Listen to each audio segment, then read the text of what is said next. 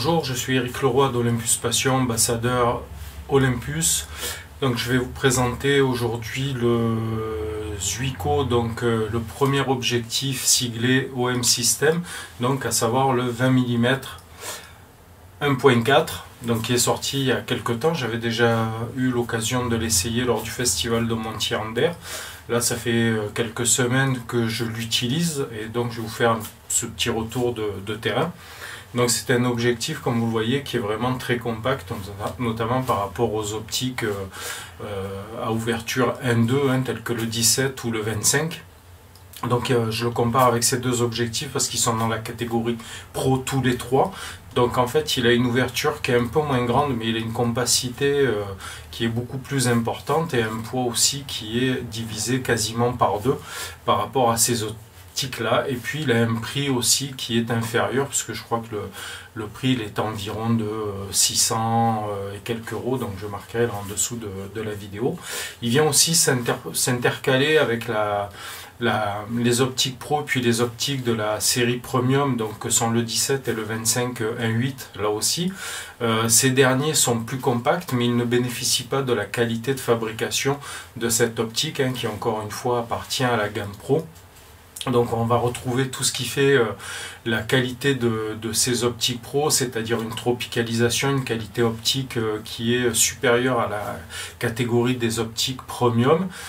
On a une ouverture qui est intermédiaire entre les 1.8 et les 1.4, alors c'est pas beaucoup moins que le 1.8 et c'est pas beaucoup plus non plus que le 1.2. Donc on a quelque chose qui va être très intéressant à utiliser en basse lumière. Et cette compacité, alors est-ce que c'est lié au fait de vouloir un petit peu segmenter la gamme des optiques, par exemple par rapport aux optiques 1.2, on n'a pas le clutch, donc ici vous voyez sur l'optique la bague elle se clutche pas, et puis on n'a pas non plus le bouton LFN. Alors est-ce que c'est un problème? Alors honnêtement c'est toujours pareil, quand on aimerait les avoir forcément, mais c'est pas un problème. Moi je sais que je le mets souvent sur le bouton qui sert en général à tester, en tout cas quand on sort les boîtiers de la boîte, ils servent à tester la profondeur de champ. Donc j'attribue cette fonction là de passer pour débrayer l'autofocus en fait à ce bouton, et honnêtement ça n'apporte pas grand chose. Donc moi la seule explication que je vois en tout cas de cette absence de raccourci et surtout de clutch, c'est déjà d'une part la nécessité de gagner du poids et de l'encombrement, parce que qui dit clutch ça veut dire des éléments mécaniques supplémentaires, un bouton LFN c'est des éléments électroniques supplémentaires, et puis il y a peut-être aussi la volonté de vouloir un petit peu segmenter les optiques entre les 1.2 et cette optique là, le 1.4. Et puis dernier point, je pense que l'aspect du prix aussi va rentrer en considération, puisqu'on a moins d'éléments en fait en mouvement, moins d'électronique. Du coup ça permet de baisser le prix et d'avoir une optique pro qui devient plus abordable que la gamme des 1.2 pour quelque chose d'équivalent. Alors en termes de focale, moi je suis assez fan du 17 1.2, même si je ne l'ai pas. Si vous avez regardé une des dernières vidéos que j'ai faites sur mon sac de reportage, j'ai le 25 1.2 parce que c'était celui qui était disponible au moment où j'ai changé de marque de matériel. Et du coup si j'avais eu cette optique là, effectivement ça m'aurait permis de trancher en fait, parce que entre le 17 et le 25 c'est souvent une question que l'on se pose, et là on est à l'intermédiaire une fois de plus en termes de focale entre le 17 et le 25. Ça veut dire que pour avoir un cadrage équivalent au 25 on va peut-être se rapprocher de 3-4 pas, et puis également pour avoir un cadrage à peu près équivalent au 17 on va faire 3-4 pas en arrière. Alors à savoir qu'en équivalence 24-36 ça équivaut à une 40 mm, donc c'est très proche de la vision humaine. C'est un peu plus proche donc de la vision humaine plus que ne l'est le 25 ou le 17, qui sont respectivement des équivalences en 35 mm et 50 mm, donc en 24-36. Donc c'est vrai que c'est vraiment une optique intermédiaire. Voilà, donc moi si j'avais eu le choix, j'aurais pris ça parce que c'était l'intermédiaire, et du coup par exemple sur un sac de reportage en mariage, au lieu d'avoir un 25 et un 17 ou le 25 ou le 17, j'aurais le 20 mm, ce qui me permettrait d'alléger encore un peu plus mon sac en gardant une qualité vraiment optimale au niveau de l'optique. Il y a pas de vignettage. Vous allez voir sur quelques photos que j'ai faites, il n'y a pas de vignettage. Il y a une belle ouverture avec un joli dégradé entre la zone nette et la zone floue, hein. Donc on parlera de bokeh à ce moment-là. Donc voilà, c'est vraiment un très chouette objectif. Moi, ça me fait penser aussi un peu au 12-45, hein, qui est vraiment dans cette tendance des dernières optiques Olympus en tout cas, c'est d'aller vers des optiques qui sont de plus en plus compactes, puisqu'a priori c'est une demande des utilisateurs, et donc en faisant des concessions, on fait toujours des compromis en photographie. Donc on a une ouverture un peu moins grande, mais on a une compacité qui est plus importante, et a priori ça semble répondre un peu à la demande de marché. Donc moi j'avais beaucoup apprécié le 12-45 pour ça, pour cette compacité, et le 20 mm, ben, je l'apprécie aussi pour ça, encore une fois sans avoir perdu de qualité au niveau de l'optique. La tropicalisation, elle est IPX7. Alors IPX7, c'est quoi? C'est une norme, hein, pour laquelle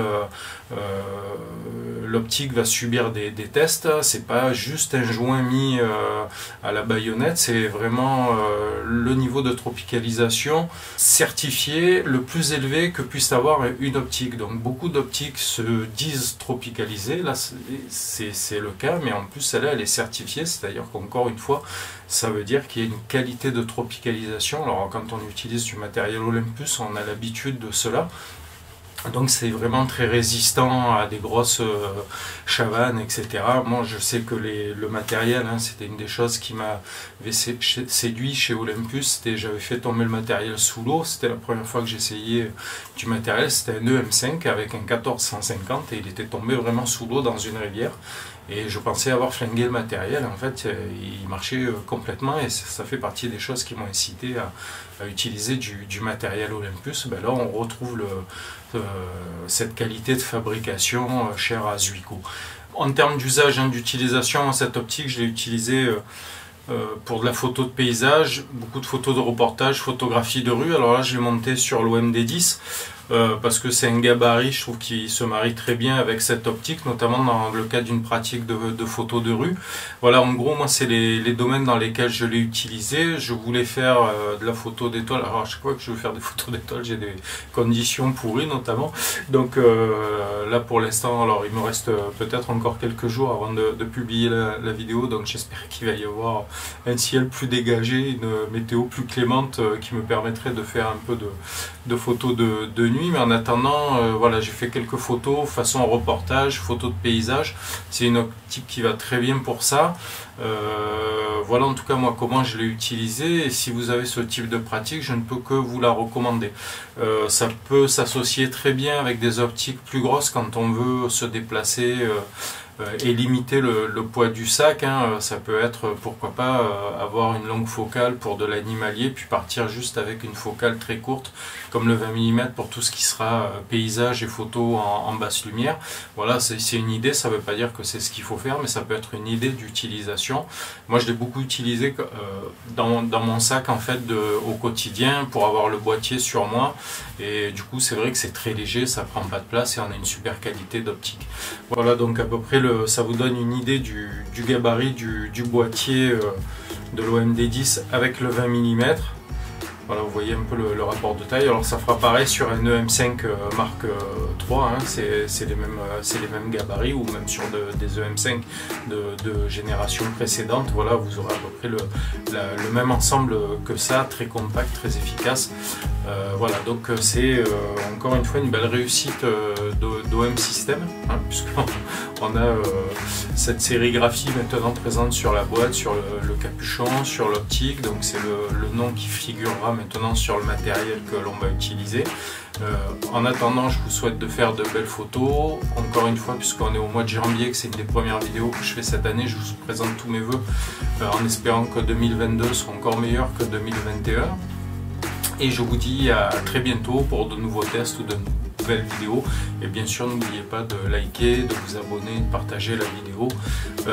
En attendant, je vous dis à très bientôt. Au revoir.